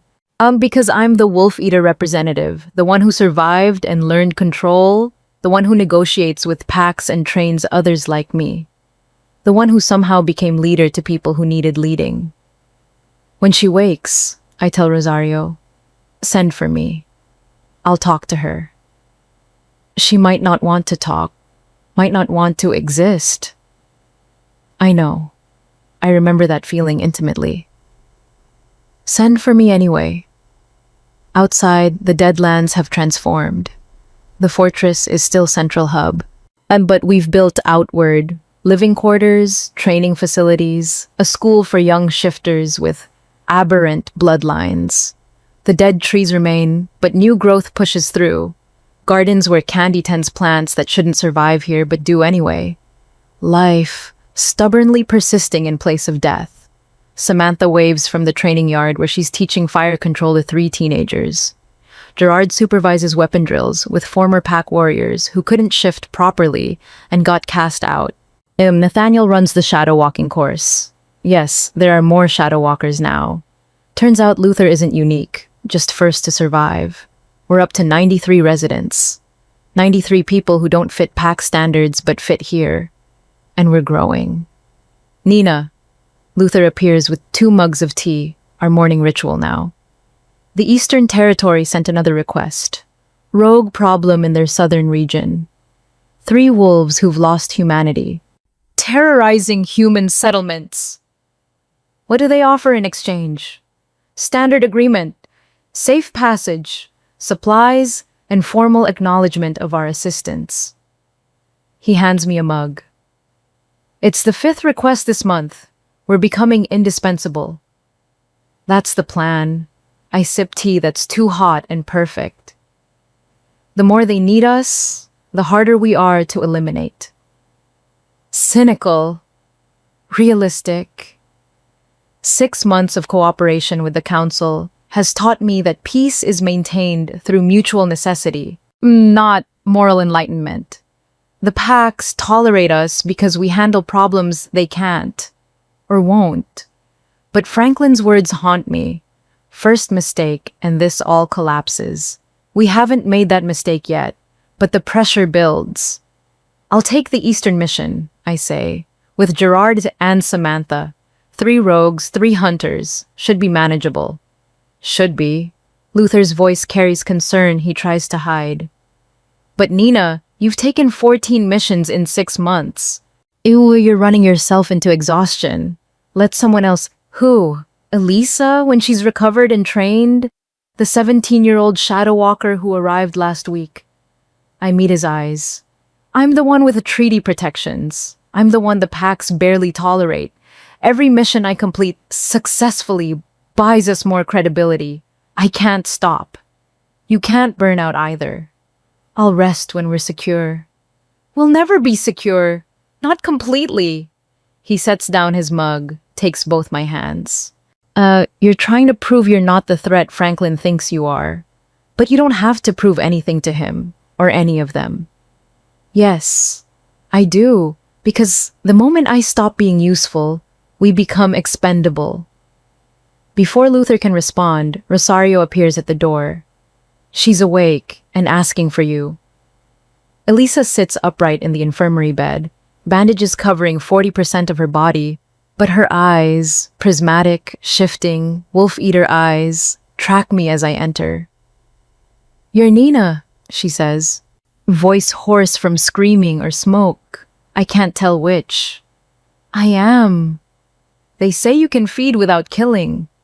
Yes. They say you control the hunger. Most of the time. Teach me. Not a request. Desperation dressed as demand. Please, I can't. I killed my father. I didn't mean to, but the hunger took over and I couldn't stop and her voice breaks. Teach me so I never do that again. I sit on the edge of her bed, careful not to touch. I'll teach you, but you need to understand something first. Oh, control isn't about never feeding. It's about choosing when and how. The hunger never disappears. You just learn to live with it. How long did it take you? I'm still learning. Honesty seems important. But I can hold control for weeks now without feeding. Can take essence from willing donors without hurting them. Can face rogues and only take what's necessary. You'll learn too. What if I can't? What if I'm like the others, the ones who went mad? Then we handle it. Together.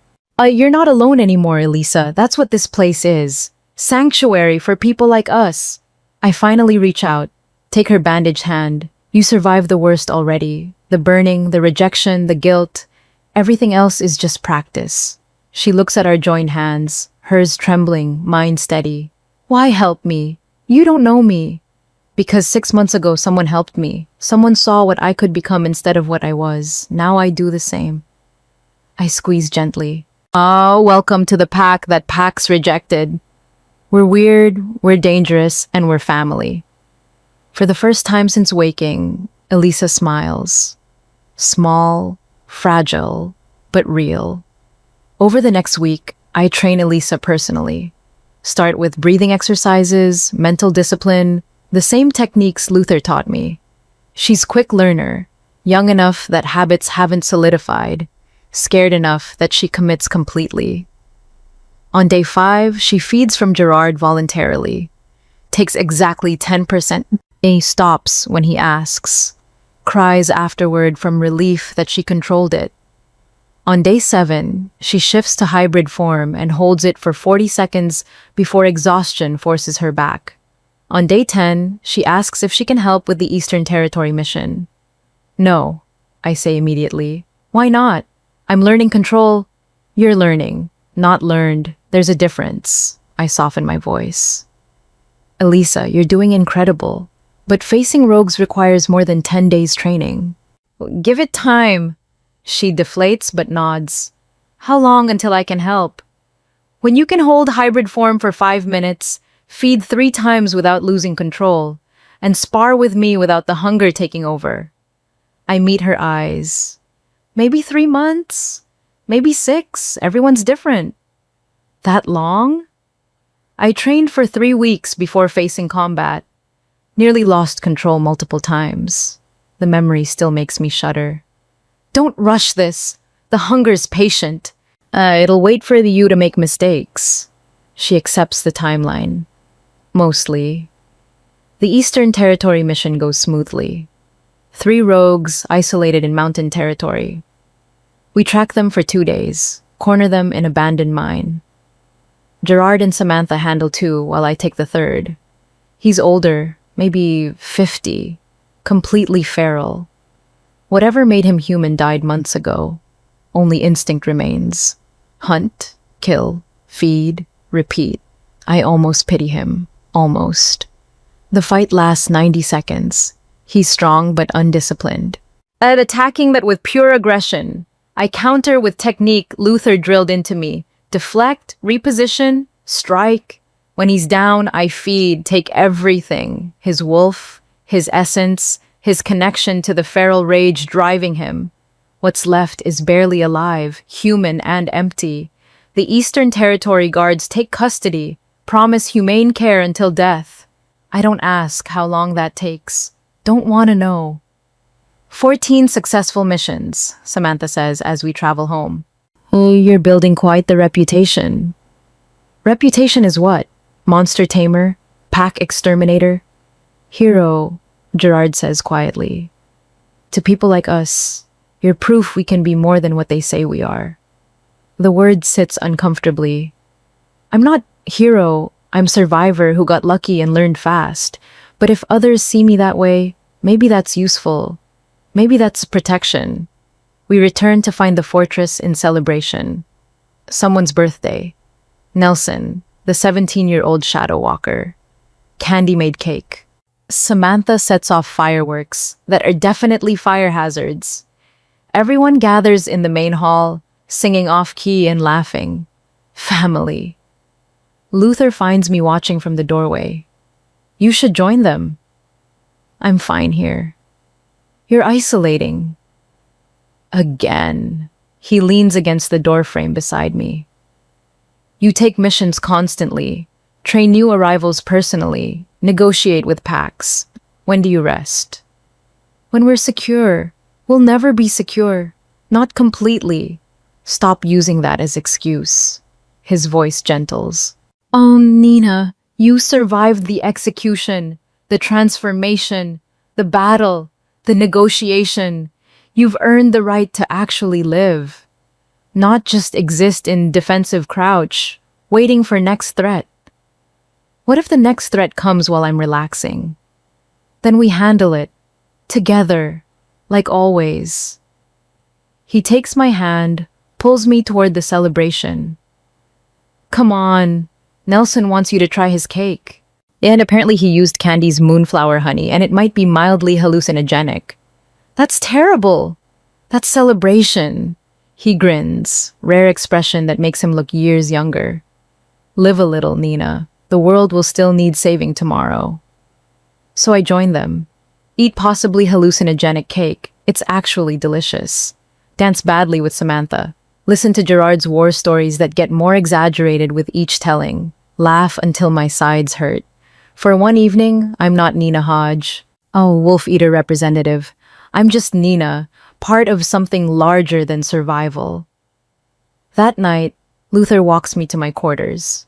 We've developed this habit, ending each day together, talking about nothing important, just existing in comfortable silence. You're leaving soon, he says. Not question, statement. Day after tomorrow, Southern Territory this time, 2 rogues. You could send someone else. I could, but they requested me specifically. Building relationships means showing up personally. He's quiet for a long moment. Then, when this is over, when we're actually secure, or as close as we'll get, what do you want? The question catches me off guard. What do I want? Beyond survival, beyond proving yourself, beyond building sanctuary, what does Nina want when she's not fighting? I've never thought that far ahead. Never let myself imagine future beyond next mission, next threat, next battle. I don't know, I admit. Figure it out. He squeezes my hand. Because you're building something worth living for, not just dying for. Make sure you remember that. He leaves me at my door with words that echo all night. What do I want? 2 days later, heading to Southern Territory, I still don't have answer. But for first time, I'm thinking about it, imagining futures beyond conflict. Maybe that's progress.